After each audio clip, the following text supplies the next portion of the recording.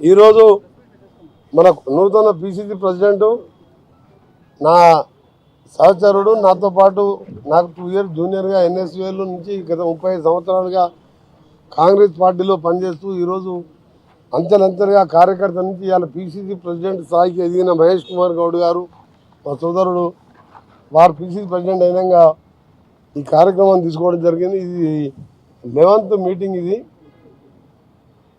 మధ్య బట్టి విక్రమాన్ని మొదలుపెట్టి చాలామంది మంత్రులు రావడం జరిగింది. నేను కూడా 2 సార్లు సమయం ఇచ్చి ఒకసారి ఎమర్జెన్సీలో ఢిల్లీకి పోయి రావడం, అక్కడికి వెళ్ళి గడ్కరీ దగ్గర మీటింగ్ ఉండడం, ఒకసారి ఏమో కాన్ఫరెన్స్లో యాక్సిడెంట్తో రాలేకపోయాను.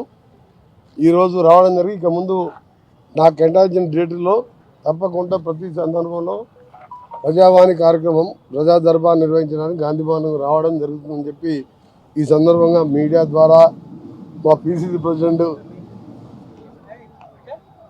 వారి ఆదేశాల మేరకు నాకు ఇచ్చిన డేట్లో తప్పక రావడం జరుగుతుంది.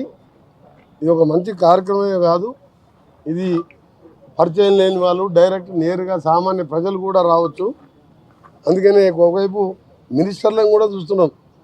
నిన్న ఒకసారి మీరు మినిస్టర్ క్వార్టర్కి వచ్చి ఉంటే మీరు కూడా కొందరు వచ్చి ఉండొచ్చు. బహుశా ఉదయం నేను 7:30కు ఆఫీస్ మినిస్టర్ క్వార్టర్కి వస్తే 3 వరకు దాదాపు కొన్ని వేల మంది, 5-6 వేల మందిని కలవడం జరిగింది. పక్కకే శ్రీధర్ బాబు గారి క్వార్టర్లో అదే పరిస్థితి. అక్కడ కలుస్తున్నాం, సెక్రటరియట్లో కలుస్తున్నాం, ఇంటి దగ్గర కలుస్తున్నాం, జిల్లాలో తిరుగుతున్నాం. ఈరోజు గాంధీ భవన్లో కూడా మన పిసిసి ప్రెసిడెంట్ గారు మంచి ఆలోచన చేసి ఈ కార్యక్రమాన్ని పెట్టాను కాబట్టి తప్పకుండా ఈ మంచి కార్యక్రమం ఇక ముందు కంటిన్యూస్గా కొనసాగుతుంటుంది. మీరు అడగండి, నేను చెప్తా. ఇక గతంలో తెలంగాణ ఉద్యమంలో గద్దరు ఉన్నాడా, బండి సంజయ్ ఉన్నాడా?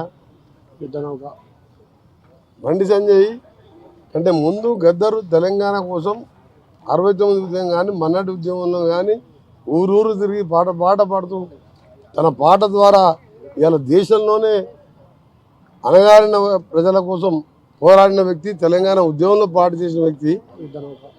ఆయన యుద్ధ నౌక ఆయన చనిపోయిన రోజు నేను మనం లాల్ బహదూర్ స్టేడియంలో చూసినాం. ఏదైనా పెద్ద పెద్ద నాయకులు, ప్రధానమంత్రి పదవులు, అలాంటి పదవులు చేసిన వాళ్ళు వస్తే ఆ విధంగా తండోపతండాలుగా ఉమ్మడి తెలుగు రాష్ట్రాలకి వేలాదిగా వచ్చి నివాళులు అర్పించిన నాయకునికి రాష్ట్ర ప్రభుత్వం రికమెండ్ చేస్తే ఇస్తే తప్పేంటి? బండి సంజయ్ గారు కేంద్ర మంత్రి, హోమ్ మినిస్టర్గా ఉండి అలాంటి కామెంట్ చేయకపోవడం మంచిది.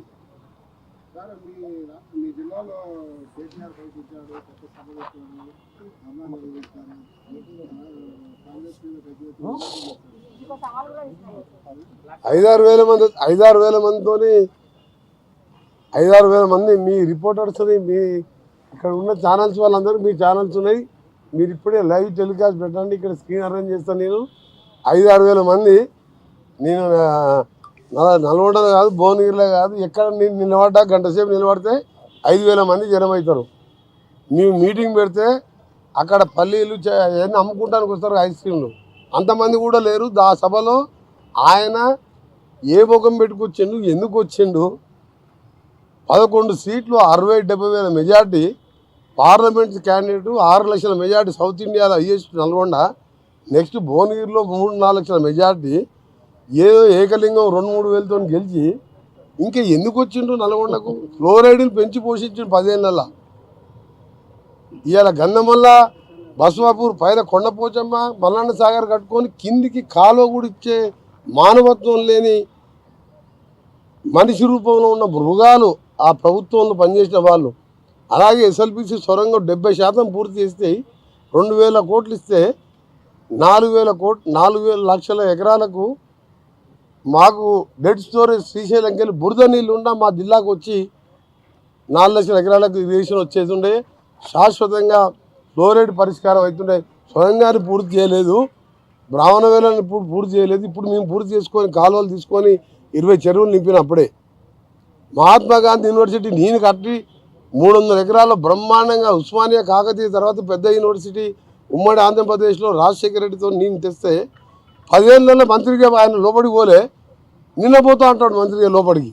10 ఏళ్ళకెళ్ళి విద్యాశాఖ మంత్రి ఉన్న జగదీష్ రెడ్డి పోలే, కేటీఆర్ కూడా ఒక 2 సార్లు వచ్చినట్టు నల్గొండకు ఆయన పోలే. ఆయన వచ్చింది ఒకటేసారి, అక్కడ ఒక ఎమ్మెల్యే చనిపోతే వాళ్ళ తండ్రి దినాలకు వచ్చిండు దత్తత తీసుకుంటా అని. ఇంకోసారి కేటీఆర్ వచ్చిండు టీఎఫ్ అని ఒకటి కట్టి తాళం వేసి వచ్చిండు. దాని గురించి కూడా అది మొత్తం తాగడానికి పనికొస్తుందని చెప్పిండు. నువ్వు కట్టింది మీ నాయన డైరెక్షన్ ప్రకారం అన్నిటి కట్టిన 3-4 టీఎఫ్లు కూడా మీ నాయన ఆదేశం ప్రకారం అక్కడక్కడ డబుల్ బెడ్రూమ్లు అక్కడక్కడ టీఎఫ్లు కట్టి పేకాటకు బార్ లాగా చేసింది మీరు. టీఎఫ్ కట్టినోడు కంపెనీలు తీసుకొస్తారా లేడా? ఐటీ మినిస్టర్గా ఉండి నల్గొండల ఎలక్షన్కు నెల ముందు ఓపెన్ చేసిండు, మొన్న అసెంబ్లీ ఎలక్షన్ ముందు. అందుకని అంత ఘోరంగా ఓడిపోయిండ్రు. పార్లమెంట్ ఎన్నికల్లో డిపాజిట్ పోయింది.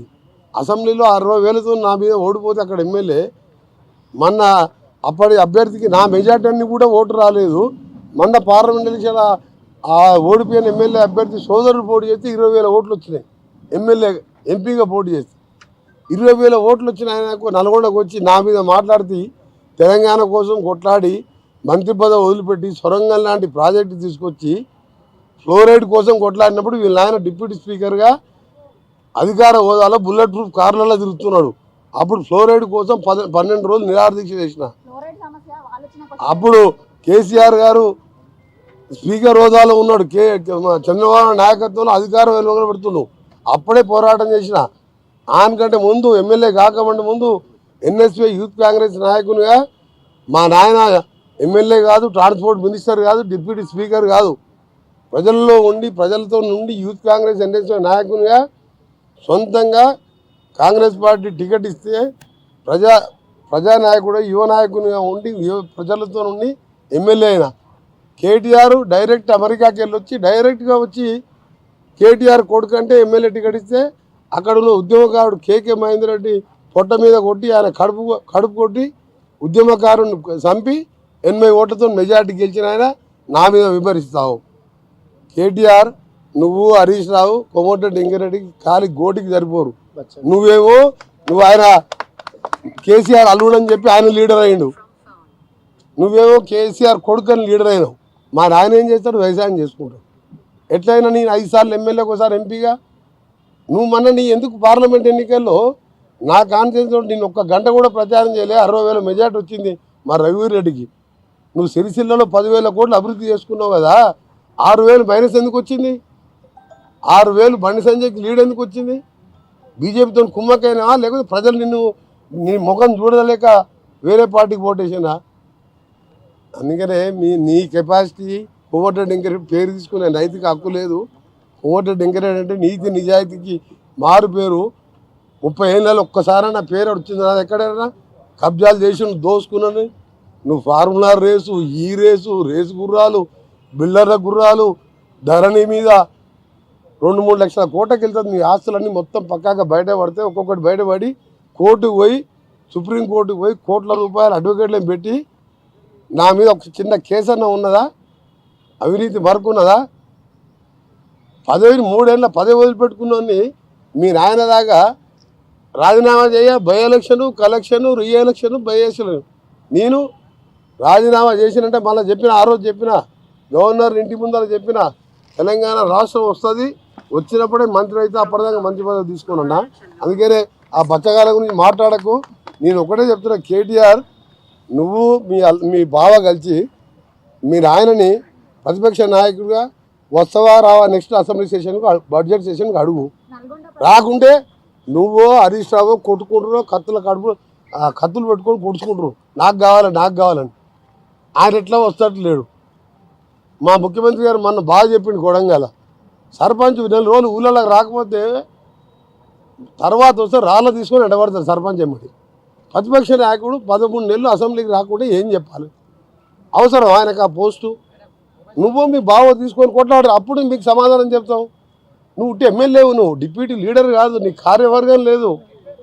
బీఆర్ఎస్ ఎల్పీ కార్యవర్గం లేని కేటీఆర్ జూనియరు వాళ్ళ ఆయన పేరు చెప్పి ఎమ్మెల్యే, ఆయనకు నేను సమాధానం చెప్పా. కేసీఆర్ బహిరంగ చర్చకు వచ్చి సొరంగ మార్గం ఎందుకు పూర్తి చేయలేదు ఆయన అడగను. గన్నమల్ల టెండర్ పిలిచి ఆలేరు బాగుపడితే చూడలేక క్యాన్సర్ ఎందుకు చేసినావు? 50 టీఎంసీలో మల్లాండ సాగర్ 15,000 కట్టికి కమిషన్ తిని ఎందుకు ఆలేరుకు భువనగిరికి నీళ్ళు ఇవ్వలేదు? మా మూసి ప్రక్షాళన అప్పుడు చేయలేదు, ఇవాళ మీరు చేస్తారంటే దాన్ని అడ్డుకుంటున్నారు. అదే ఇవాళ బీజేపీ వాళ్ళు యమునా క్లీన్ చేయలేదు, యమునా మూసి కంటే యమునా కంటే మూసి డేంజర్ ఉంది. ఆడ కేసీఆర్ మన కేజ్రీవాల్ది కట్అవుట్ పెట్టి ఆ మురికిలో యమునాలో ముంచి తెలుస్తున్నారు. బీజేపీ మేనిఫెస్టోలో పెట్టిండ్రు, రేపు పొద్దున మా గవర్నమెంట్ రాగానే యమునాని క్లీన్ చేస్తామని. ఇక్కడనేమో మూసిని క్లీన్ చేస్తామంటే కిషన్ రెడ్డి, బండి సంజయ్ వీళ్ళందరూ ఏసీ రూమ్ తీసుకొని ఆ మూసి కాలు వెంబడి ఏసీలు పెట్టుకొని అలా వండుకుంటారు. మేమే మూసి చేసుకోవద్దు. యమునాలో మాత్రం మేనిఫెస్టోలో మూసి క్లీన్ చేస్తామని పెడతారు. నమామి గంగా చేసినాం, సబర్మతి చేసినాం, యమునా కూడా చేస్తాం. ఇవాళ బీఆర్ఎస్ వాళ్ళకు మూసి గురించి అసలు దాని మీద అవగాహన లేదు. సోరేడు మూసి అన్ని నాశనం చేస్తేనే 11 సీట్లు దేశంలో ఎక్కడ కూడా అంత మెజార్టీ రాకుండా ప్రచారం చేయకుండా మా ఎమ్మెల్యే అభ్యర్థిని గెలిపించారంటే 10 ఏళ్ళు మా జిల్లాను నాశనం చేసినావు. కాబట్టి కేటీఆర్ నీకు మీ నాయనకు మా నల్గొండ ప్రజల ఉసురు తగిలే పాపం పండి మీరు పోయినరు. ఎంతసేపు తిప్పిస్తారని ఆయన తిడితే కూడా టైం వేస్ట్ కదా. మళ్ళీ ఇప్పుడు తిడితే మళ్ళీ పోయి ప్రెస్ చేసుకోవాలి.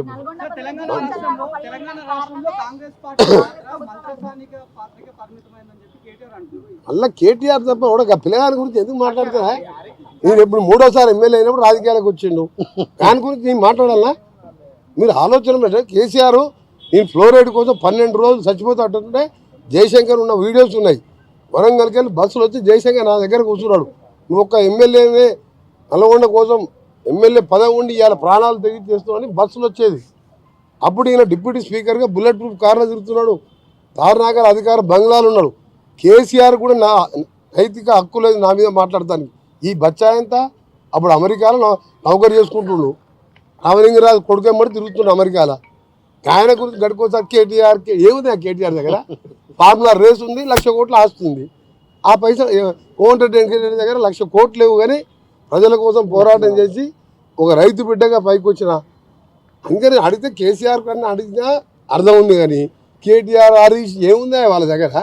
దోసుకున్న సొమ్ము ఉంది, ఆందోళనని బెదిరించి వసూలు చేసుకున్న సొమ్ము ఉంది.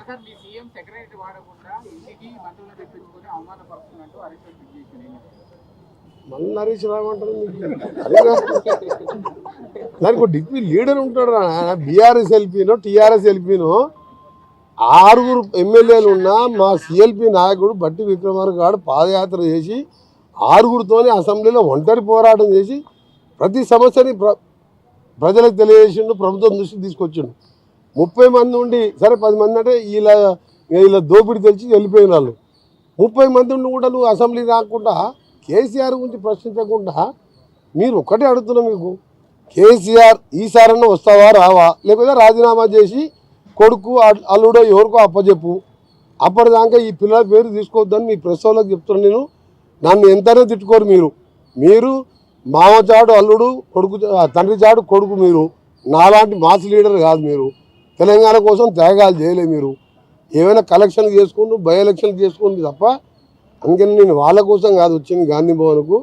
మా పార్టీకి ప్రజలు వస్తే వాళ్ళని కలవాలని మా పార్టీ అధ్యక్షుని ఆదేశం మేరకు రావడం జరిగింది. తిట్టాలంటే చాలా టైం ఉంది. నిన్న నన్ను వాడు వీడు చాలా అన్నాడు. నాకంటే వయసులో చిన్న అయినా కానీ అమెరికాలో చదువుకున్నాడు, గదే నేర్చుకొచ్చుకుని మర్యాద. నేను తిట్టాలంటే తిట్టిననుకో తలకాయ పలికి చచ్చిపోతున్నారు. నేను తిట్టదలుచుకోలే. ఎందుకంటే వేస్ట్ ఫెలోస్ గురించి ఏం తిట్టాలి? దీపం పాపం మూతపడే దుకాణం అది. సగం దుకాణం పడ్డది.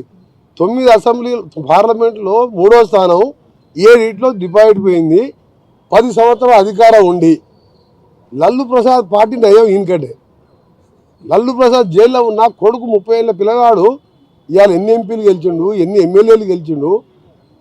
జైలు పోకుండా బయట ఉన్న కేసీఆర్ ఒక్క పార్లమెంట్ గెలవలే. 16 గుండు చిన్న 7 డిపాజిట్ పోయింది. ఇంకా నీ పార్టీ అసలు నేను ఆ ప్లేస్లో ఉంటే ఎప్పుడో ఆ పార్టీని మూసేసుకొని ఎగ్జామ్ చేసుకునేవాడిని పోయి.